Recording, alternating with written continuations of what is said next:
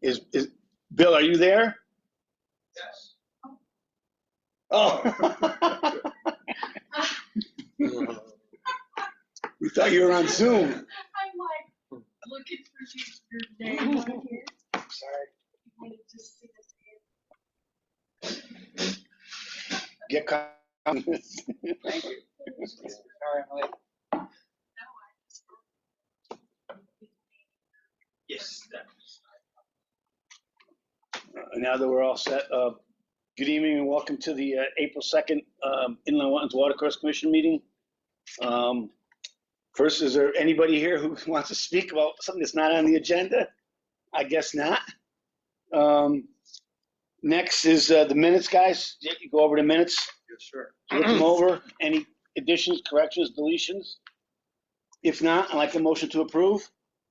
I'll make a motion to approve the minutes of last month. Can I have a second? I will second. All in favor? Aye.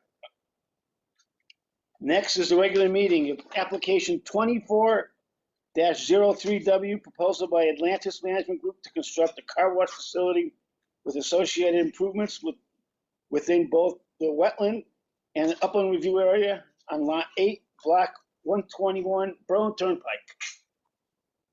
Up for the client. My name is Gareth Wilson. I'm a project manager with the Companies in Hartford under the Constitution Plaza on behalf of the client Atlantis Management. The client representative, Annie Borco, is available online. Stephen, unfortunately, was able to attend in person. Okay. If it's okay with you, I'll make a brief 5 to 10 minute presentation just giving the outline of what we're proposing tonight. And if you've got any questions, feel free to interrupt or wait to the end. I don't mind either way. I can just jump to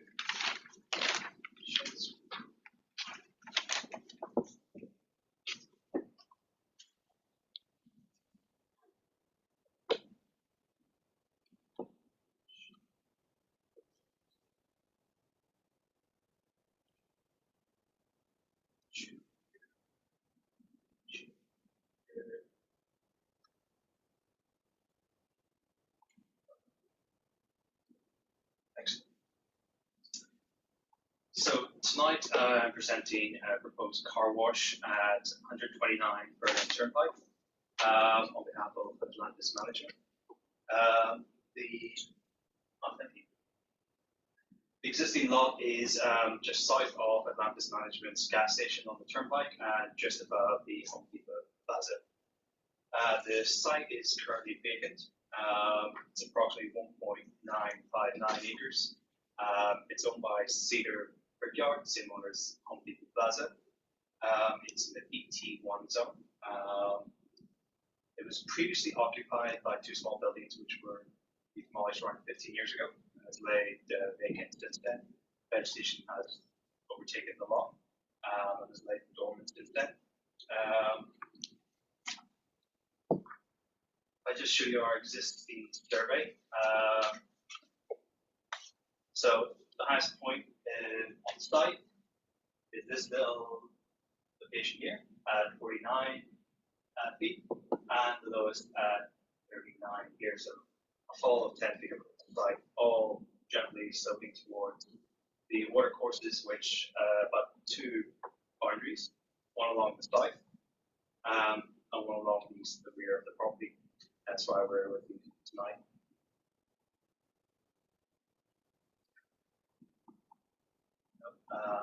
Let's see, over demolition plan for now and go to the main item of our site plan.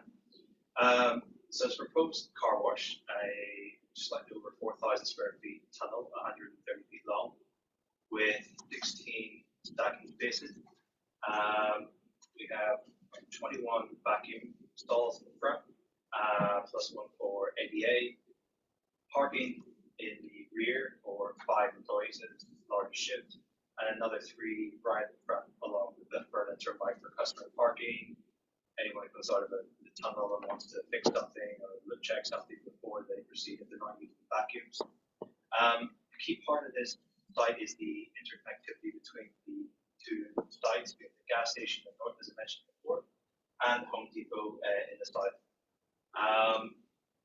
between the owners, the tenant, my client, and comments from plant staff. The interactivity was a nice element that we brought to the design to take traffic off the turnpike and keep it within the lots for anyone who's using the gas station, might use the car wash, pop into Home Depot, or vice versa, any of those combinations.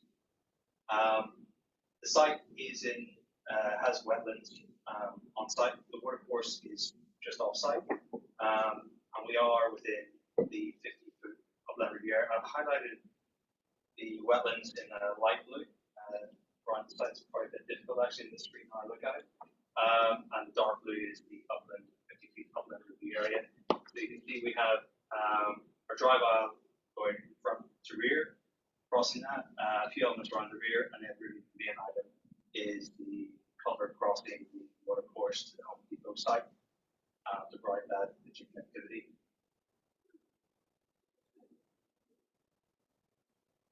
This is our grading plan. We're basically keeping various, we're tying into all grades, existing grades around the parameter, with the grid still coming from the front, Berlin Turnpike, sloping to the rear, trying to mimic what we said before as best as we can.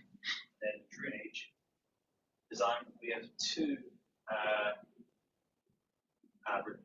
attenuation tanks, one in the middle underneath the vacuum stands, and a shallower, slightly wider tank at the rear underneath the drive aisle and the water parking. With 3 hydrodynamic separators, we've also disconnected the roof of the car wash, so it runs through a swale to the northern side, through the compression along the north, through a 12-inch diameter pipe underneath the drive aisle, and then a swale that just opens up into the wetland.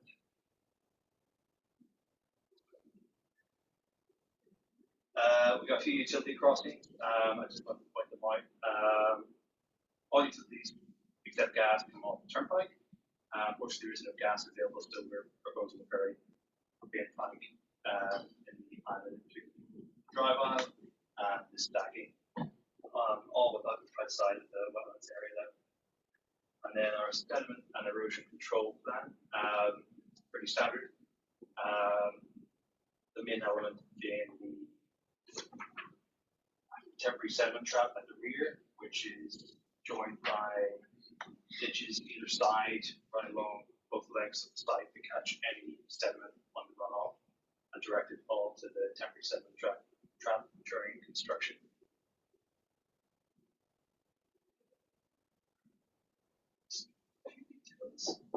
And then we have our landscaping plan. Our landscape architect has planted a very mix of trees throughout the site, really every available green space. Most are aesthetics, improving quality of the site. But really, that's a brief snapshot of what we're proposing tonight. I realize we probably went down a bit quick, but hopefully it gives you a taste of what we're proposing. Leave it to an adequate, a very suitable use of the lot, beside an existing gas station, bring the car wash there, and then Home Depot to the side. And if there are any questions for me, I'd be happy to answer them now or discuss any points. The stream that's there to the south, Yes. does that go to the pond? That run into the pond? Pond from Home Depot, Yes. it comes from that. Oh, it comes from that. It comes from that. So it comes from the pond Home Depot. There's a few crossings for its drive aisle. And it goes to the Mattabasset then? Yes, it goes on to the Mattabasset. Okay. Don't have a larger. So Home Depot, it comes along, runs boundary. Of course, it's very curved. Basically, it comes up going north across our site and into the rear. Complex for the site plan. So drawing.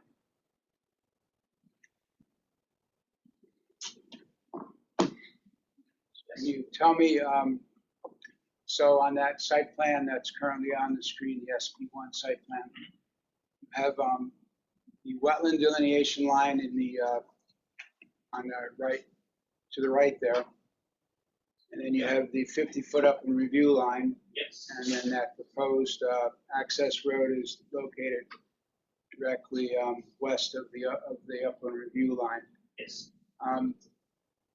So the stormwater retention features, stormwater management features there will be features located within the 50-foot upland review.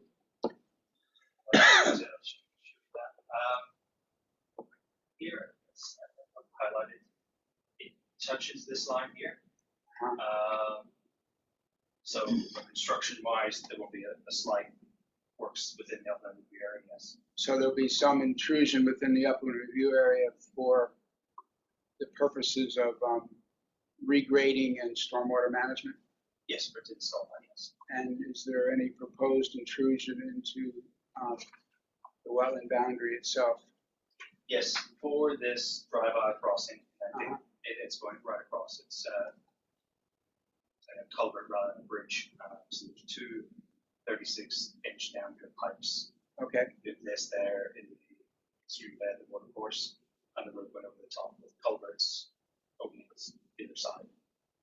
okay. And I had a couple of questions about the wetland and water course evaluation report. Are you able to answer those? I might be able to answer some, but I can certainly provide an answer else tonight. I can get back to you on that. Okay. So the first question I had is on site plan, the property and topographic survey EX-1. I don't know if you can bring it up there.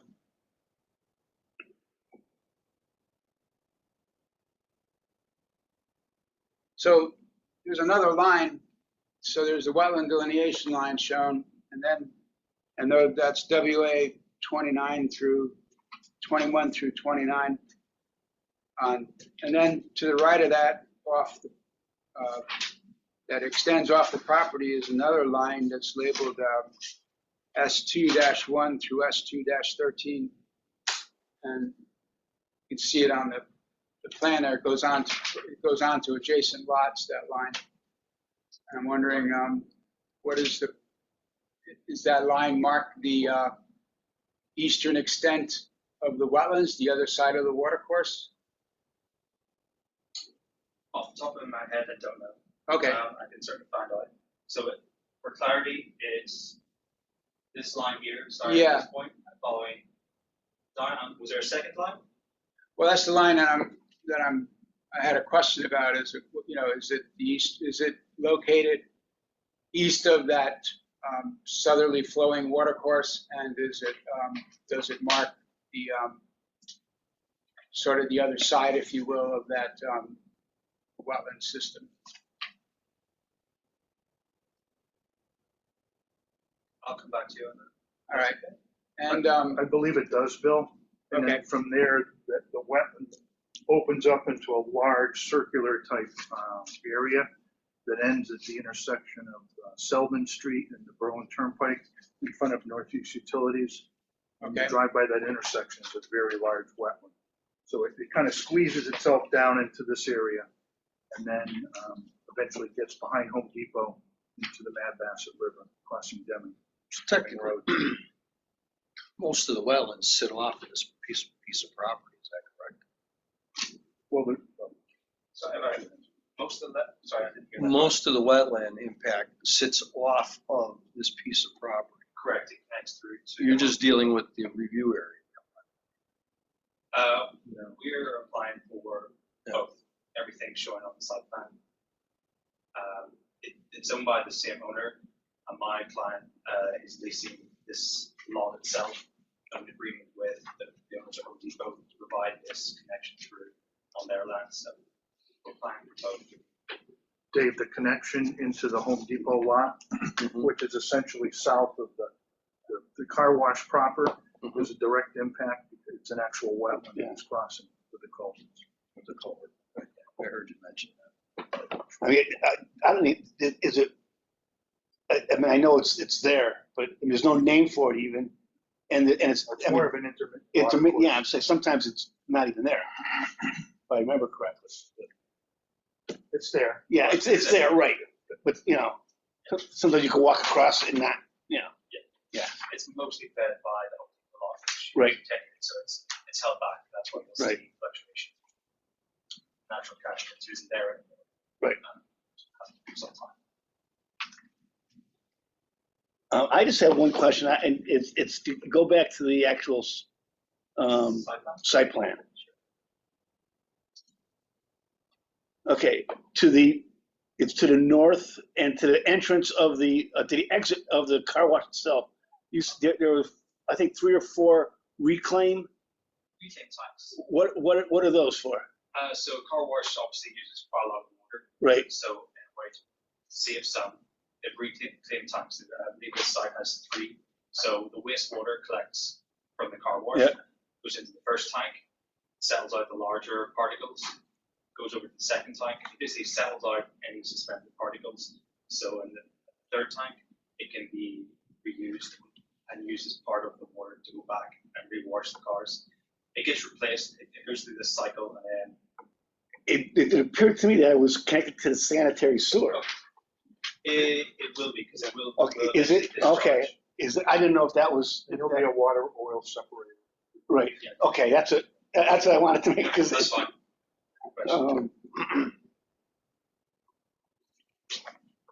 So I have some additional questions.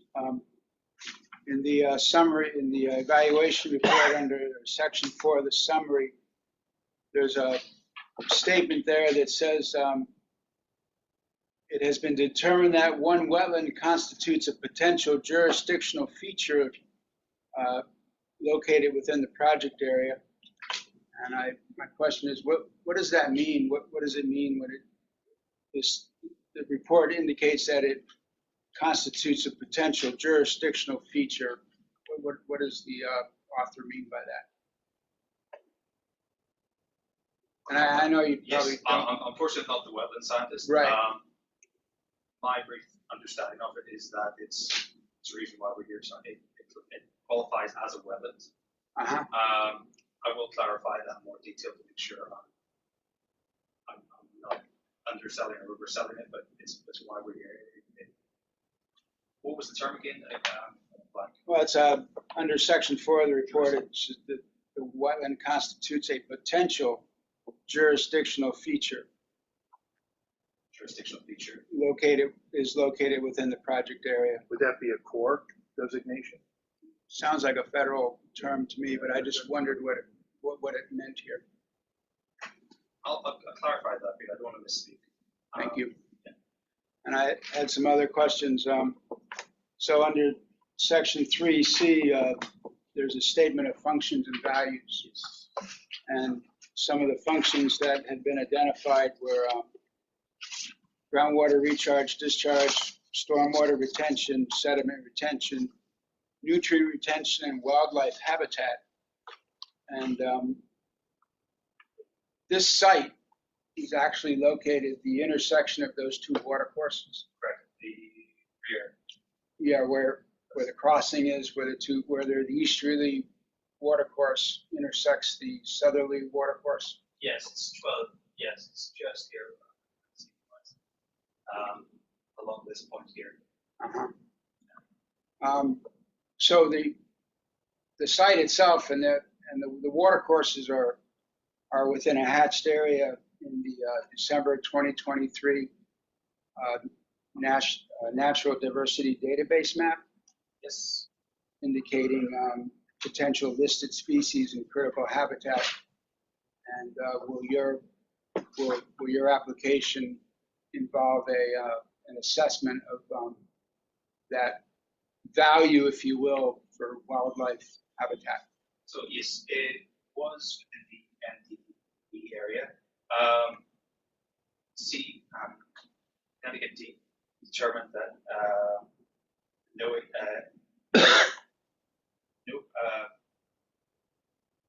were no populations of federal or state endangered, threatened, or special concern species are known to occur in this area. So it was flagged as a potential that had been cited in this area, and then when inquired with D, they said no, there wasn't anything in this particular area.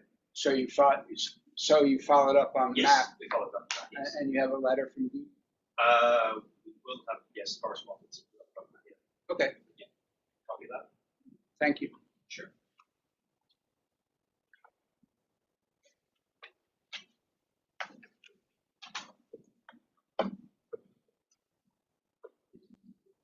Is there anything else? That's it on my end. Dave? No, I'm good. John? Are you leasing this property or are you buying? They're releasing. Just like a 50-year lease, 100 years? I'm not entirely sure about the details of it. I know there's different options to discuss, but they seem to have it under options at least. But it doesn't change owners. Does that have any impact on what we're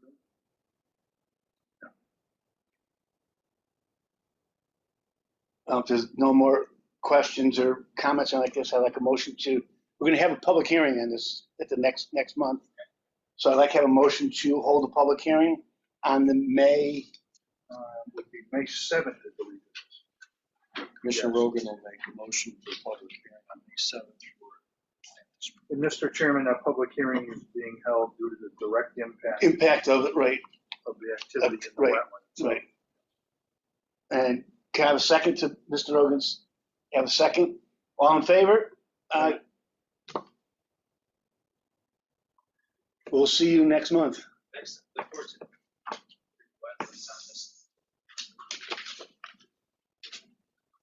All right, next. If at all possible, if you could get me, the answers to some of the questions that were raised this evening, let's say a week before, so I can distribute it to the commission. Sorry. This would be helpful, I think, to everyone.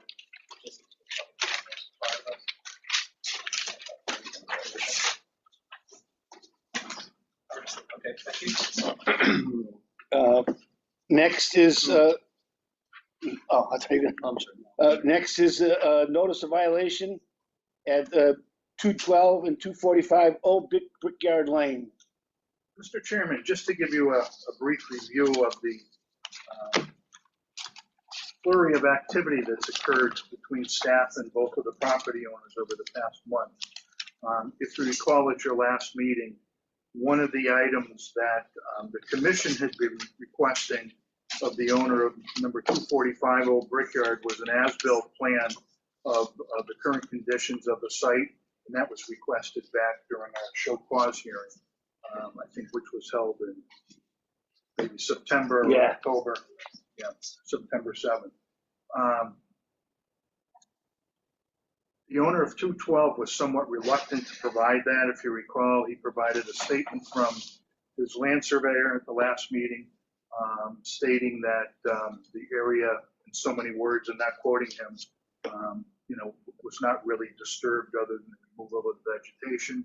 And then lo and behold, the owners of 245 produced an as-built plan, both a pre-existing and an as-built plan of the activity that occurred within the area of disturbance.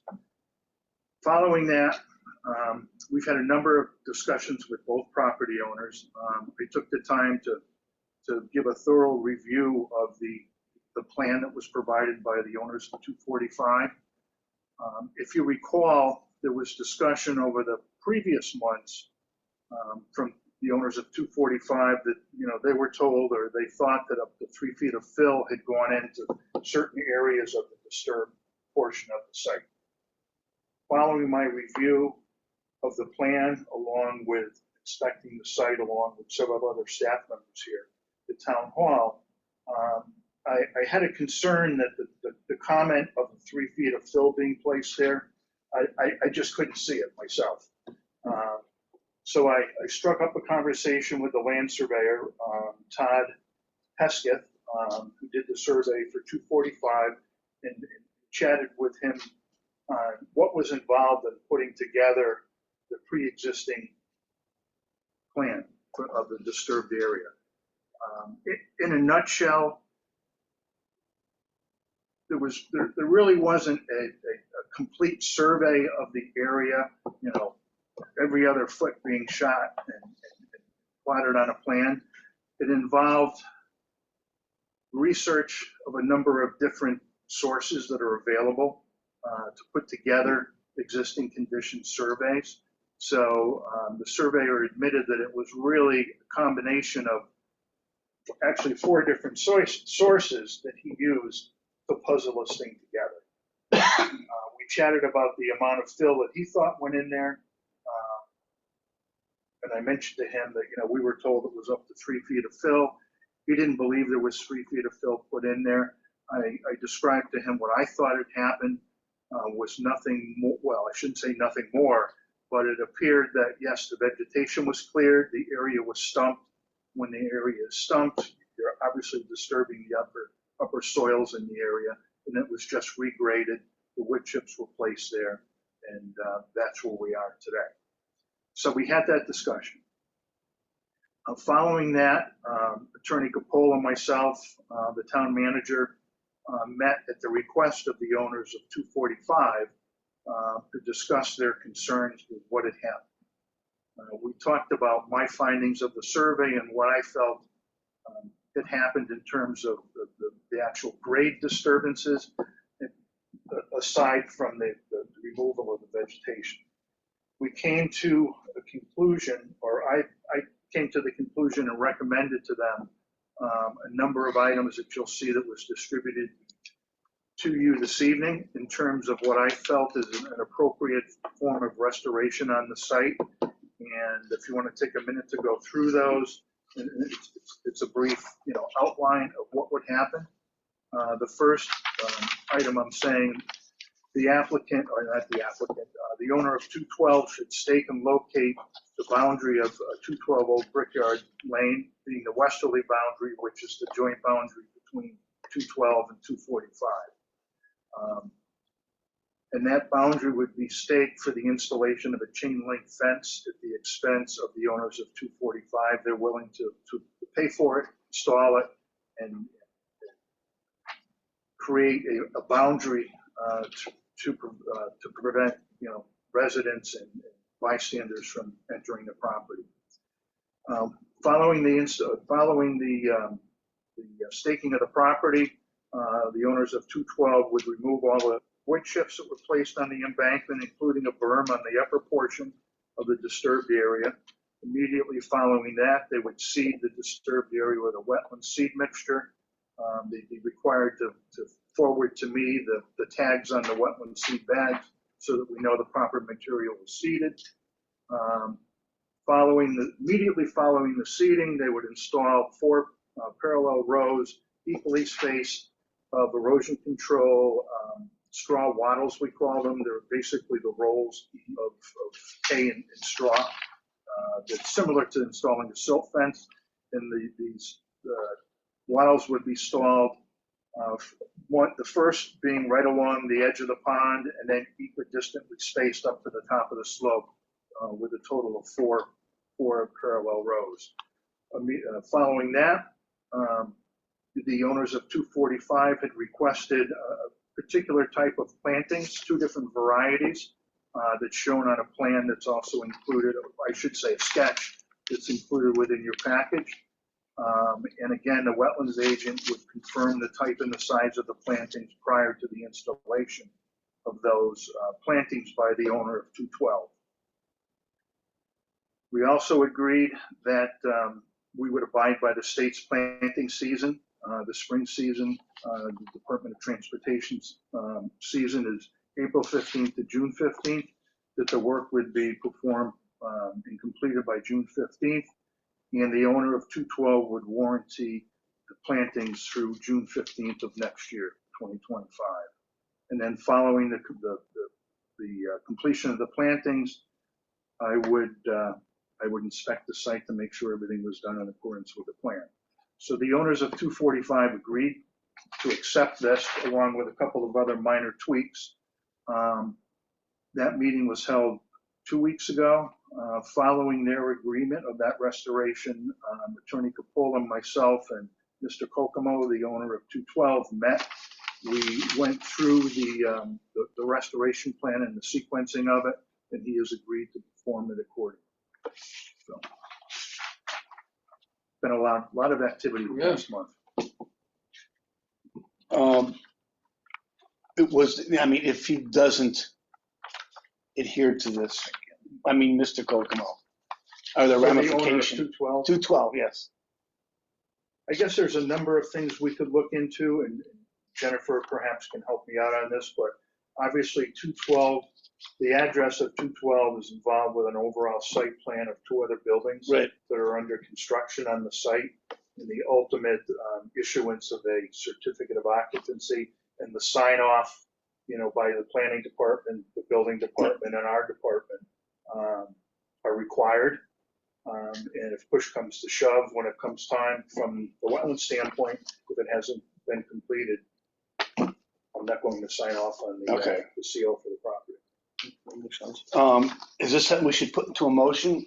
So I did draft a motion, and I'm happy to just read that to you.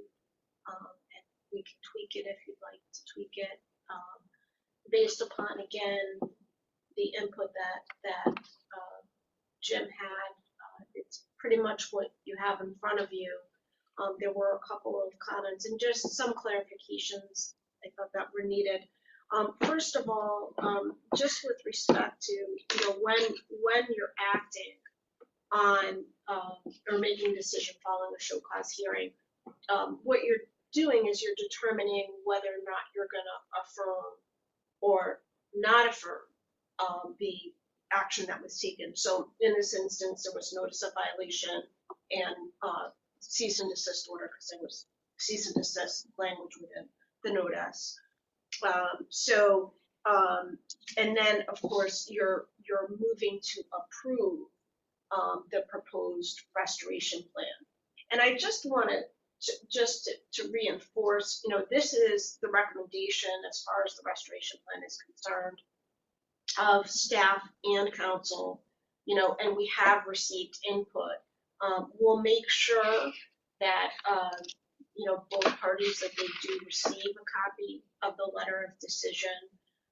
So, they'll have the opportunity to if they disagree with something, to, they're going to be notified of the decision. Well, that would my only concern would be, But- if you're going to send this to them, and all of a sudden the owners of 212 say, well, wait a minute, we want to look this over. That's going to go into the planting season, and it will be what it will be at the end of the day, because we will give notice, the decision impacts, there's an expectation of performance of the restoration plan by the owners, and or agents of 212, and of course, we have 245's property being impacted here. So, and they do want to install the chain link things, and they're going to do that work themselves. So this is what I have for you. I hereby make a motion to affirm the August 3rd, 2023 notice of violation of cease and desist order issued by Wetlands agent James Scorbel for non-permitted encroachment into an activity in the upland review area located on the real property of 245 Old Garrett Lane by the owners and or agents of the neighboring property at 212 Old Garrett Lane, which has been the subject of an ongoing show cause hearing over the course of many months, at which representatives of each property owner participated. And they weren't both here at all. Maybe it's just, and everybody realizes that. And order the performance of the following restoration plan by 212 Old Garrett Lane. So just, there's some tweaking here. So number 1, stake and locate the boundary line along the entire common boundary between 212 and 245 Old Garrett Lane for the installation of chain link fence, and then in parens, to be installed by others, because it is intended to be 245 that will install that. 2, remove the wood chips, including the berm, from the disturbed area. 3, seed the entire disturbed area with a wetland seed mixture. Seed bag tags shall be forwarded to the wetlands agent. 4, install 4 parallel rows equally spaced of erosion control straw wattles from the pond's edge up to the top of the slope. 5, install plantings as described and located on a sketch plan dated November 13th, 2023, which sketch plan is incorporated and made a part of the commission's decision. The wetlands agent shall confirm the type and size of plantings prior to installation, and plantings shall be installed by no later than June 15th, 2024. Plantings shall be warranted by 212 Old Garrett Lane to survive through June 15, 2025. 6, in performance of restoration work required, and this was something that was requested by 245, required by paragraphs 2 through 5 above, there will be nothing located within 6 feet of the common property boundary to interfere with the installation of a chain link fence along the common boundary line. The installation of any required plantings within such area shall occur after the chain link fence is installed, and they are intending to install it right after the line has been staked. And then 7, all work performed shall be inspected for compliance by the wetlands agent following completion. So that's the motion that I have drafted for you. And I don't know if anybody has any comments, I'll let you proceed. I would say so removed. Well, we just send it to that motion to Lisa, so she has the whole thing. We'll get it. Yeah. We'll get it. Then I can make. Do you have a question? I have 2 questions. One is one question is about the wetland seed mixture. Now, the project area, that slope that comes up from the pond up to the cul-de-sac. Yes. So if that's the project area, we probably don't want to use wetland seed mix, right? Because it's not a wetland. It's not a. I'm looking for flowering type plants. The owner is not looking to have a landscaped type area there. All right. We need some type of vegetation to hold the Yeah, soil. if you were there before this happened, it was overgrown, Yeah. just mess. You know, and my thought is with the wetland seed mixture until, such time as the plantings take over and become mature, and eventually they'll choke out the seed mixture, I'm sure. Okay, but the soil probably doesn't support. The wetland seed mixture is probably for a more wetter soil. But anyway, second question I have is sort of it's kind of strange. So a notice of violation is issued to a property owner, or in this case, the adjacent property owner. And I don't have the notice in front of me, but the notice says, you shall appear before the commission, and I'm assuming the notice of violation puts the responsibility on the recipient of the notice of violation to come up with a plan to address the town's concerns, which has been done with Ian Cole. Ian Cole furnished a plan previously, and this procedure is your procedure, right? No, we're following the procedures outlined in the regulations per se, and I'll read the notice that was initially sent out if that helps clarify your question or concerns. Yeah, my question is just the just general, just taking stepping back and taking an overview of the nature of a notice of violation in the first place. It puts the responsibility on the recipient to retain the necessary help Professionals. to satisfy the town, rather than the town coming up with the solution. Is that?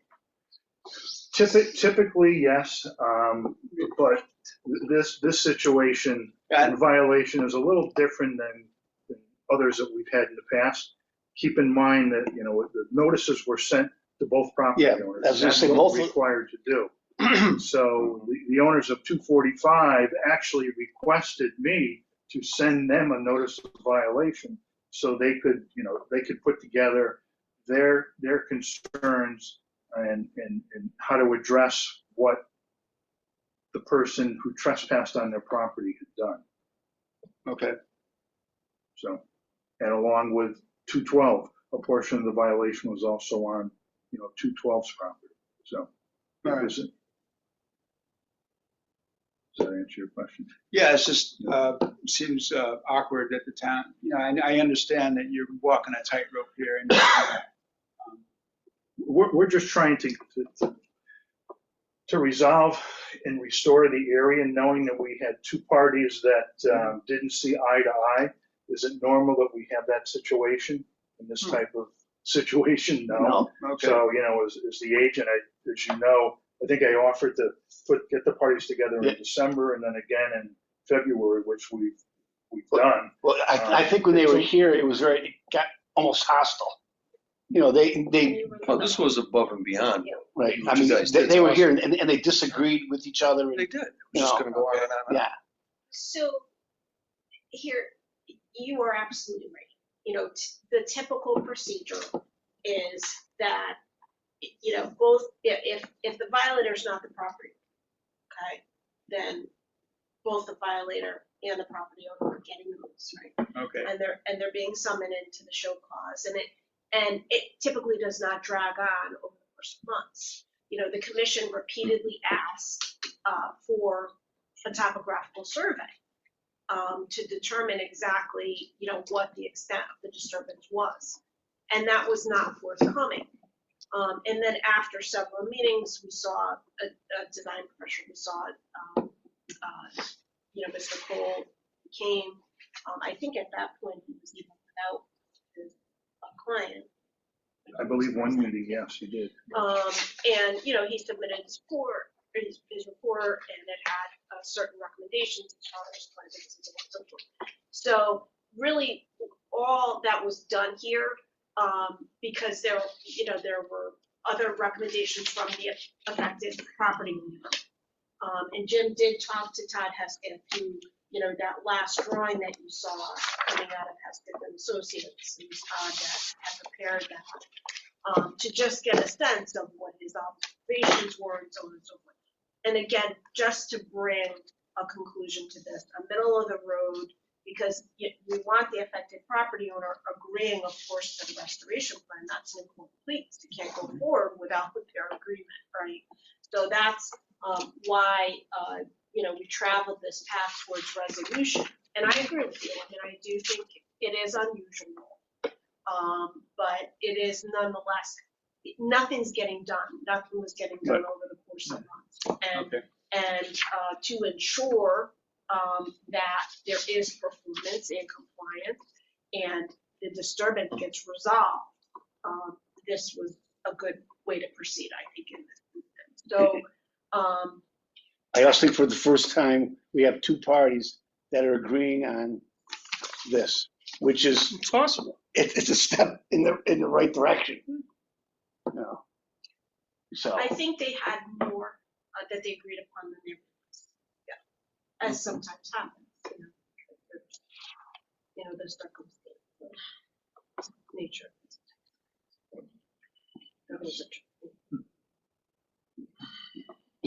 anything, So Bill, we have anything? a suggested motion that's been Yeah, presented yeah. to the commission. Well, I'd like to carry that suggested motion that Attorney Capola mentioned For the notice of to violation. the notice of violation. I would second the motion. All in favor? Aye. Aye. Okay. And you'll handle all Oh, yeah. the. Decision now. Yeah. I mean, again, like I said, because of the planting, I think this should get out as quickly as Yeah. possible. So that the plants. Right. Like you don't I'm want sure we'll get 12 to something say. out in the next week or so. Yeah. We'll advertise it. Right. People have time. Right. Good. All right. The next order of business is we have executive sessions. Yes. Well, I mean, can we stay here? Can we have to? I guess we can stay here. I think you should read the item itself. Yes, I will.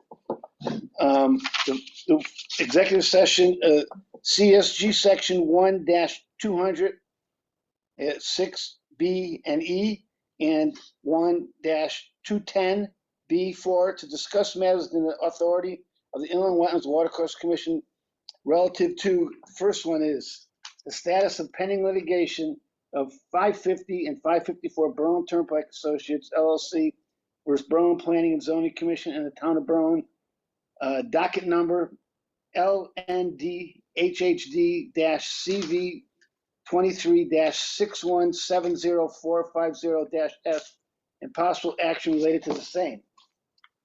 And the next one is consider to whether to convene an executive session to discuss the status of the pending litigation of 554 Berlin Turnpike Associates LLC versus Berlin Planning and Zoning Commission and the Town of Berlin, docket number LND HHD CV 23-6170-450-S. Can I have a motion to go into executive session to those? And invite myself and Mr. Horrible. Yes, and invite Attorney Capola and Agent Mr. Horrible. And Lisa, does Lisa stay? No, No, she doesn't need to. You can adjourn out of executive session. I'm not going to be asking you to take any action this evening, just looking to talk to you with regard to this matter and get some direction. So actually, we can conclude the meeting and then they can, when they come out of executive session to adjourn, I can simply forward that motion, who makes the motion and seconds it, and the time that they adjourn to. the only I will say, is there anything If she'd else like to after this, leave. Jim, that we have correspondence or anything like this, so we can close the meeting, the regular meeting?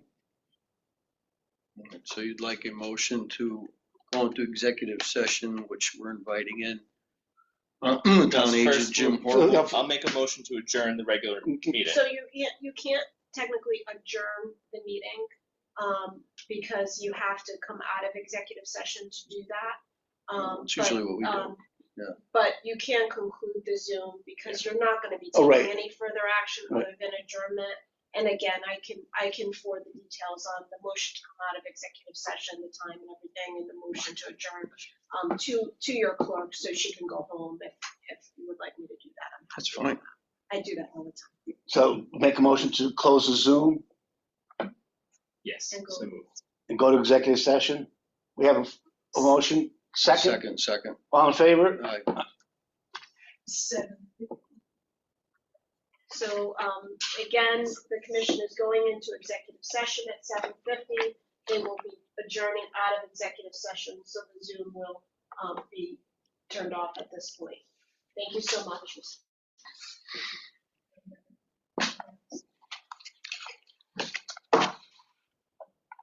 At the end button on the right. But I want to stop recording to the cloud. I Yeah. always get, I need the recording the next day.